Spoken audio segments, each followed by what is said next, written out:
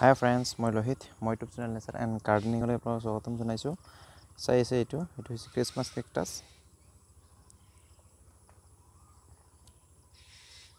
আজি মই ইয়াৰ বিষয়ে ক'ম অলপ আগত বৰষুণ পৰি গ'ল, সেইকাৰণে পানী ইয়াত লাগি আছে।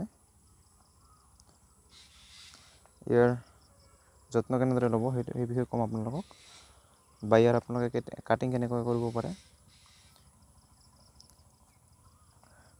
সাধাৰণতে এইটো ফুল ফুটে ডিচেম্বৰ মাহতো, বৰ্তমানো ফুলে কিন্তু কম ফুটে। ডিচেম্বৰ, জানুৱাৰী, ফেব্ৰুৱাৰীত বেছি ভালকৈ ফুটে।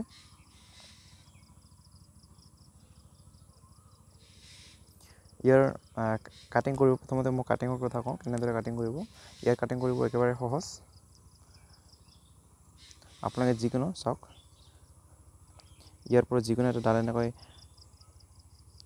ভাঙি ল'লে হ'ল।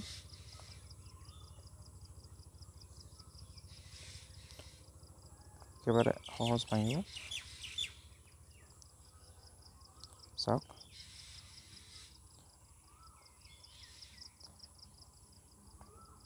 এনেকৈ ভাঙি আপোনালোকে যিকোনো ইয়াৰ চাওক, মই এইবিলাক ইয়াত দি দিছোঁ, থৈছোঁ আগতে। আপোনালোকে যিকোনো ঠাইত ইয়াত আপোনালোকে এনেকৈ, মই ইয়াত জেগা নাই, মই ইয়াতে দি দিছোঁ, চাওক। ইয়াতে আপোনালোকে এনেকৈ আঙুলি এনেকৈ অলপ দি ইয়াত এনেকৈ দিব পাৰে। কেইদিন পাছতে ইয়াৰ শিপা ওলাব।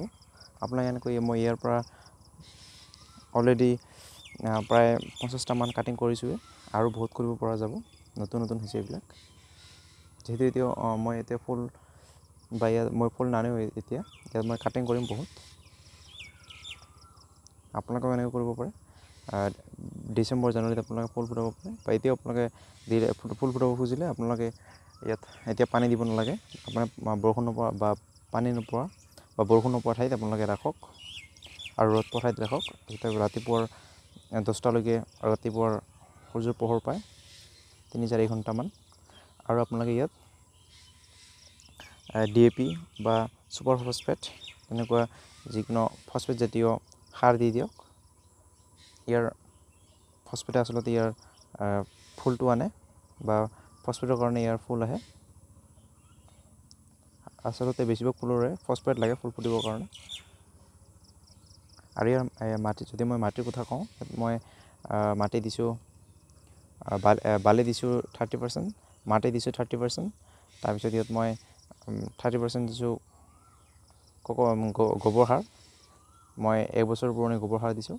তাৰপিছত ইয়াত মই 10% দিছোঁ কক'পিট, বা আপোনালোকে কক'পিট মাটি আৰু বালি দি কৰিব, কক'পিট, বালি আৰু গোবৰ সাৰ দিও কৰিব পাৰে। বা আপোনালোকে ইয়াৰ কাৰণে ভাৰ্মি কম্পষ্টে ভাল হয়, কিন্তু গোবৰ সাৰ দিলেও ভাল, কিন্তু ভাৰ্মি কম্পষ্ট দিলে বেছি ভাল হয়। যিকোনো আপোনালোকে গোবৰতকৈ ভাৰ্মি কম্পষ্টে বেছি ভাল হয়, যিহেতু কেঁচু সাৰ আটাইতকৈ ভাল, আৰু বিশেষকৈ গৰম দিনত বেছি ভাল হয়।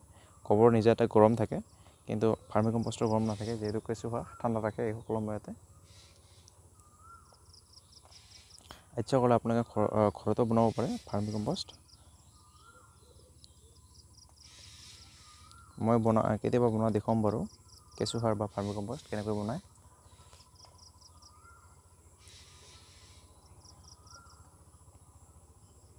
এইখিনিয়ে।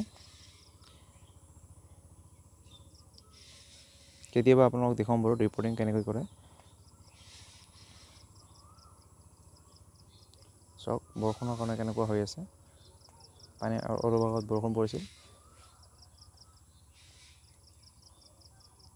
এইখিনিয়ে। যদি ভিডিঅ'টো ভাল পালে তেনেহ'লে লাইক কৰক, শ্বেয়াৰ কৰক, লগতে ছাবস্ক্ৰাইব কৰক। আৰু যদি কিবা জানিব লগা থাকে বা জানিব বিচাৰে তেনেহ'লে কমেণ্ট বক্সত কমেণ্ট কৰি জনাওক।